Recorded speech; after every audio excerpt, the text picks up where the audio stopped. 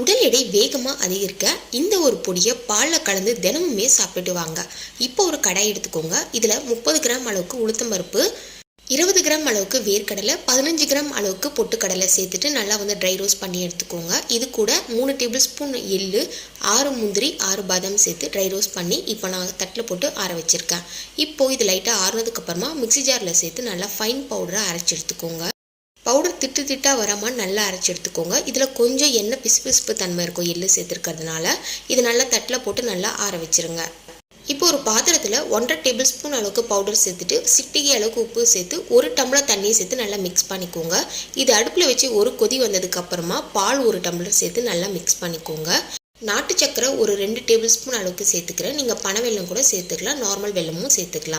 ஒரு 5 நிமிஷம் நல்லா கொதி வந்ததுக்கப்புறமா ஆஃப் பண்ணிவிட்டு இதை நீங்கள் சர்வ் பண்ணிக்கோங்க. இதை நீங்கள் தினமும் சாப்பிட்டுட்டு வந்தீங்கன்னா உடல் எடை வேகமாக அதிகரிக்கும். தேங்க்யூ.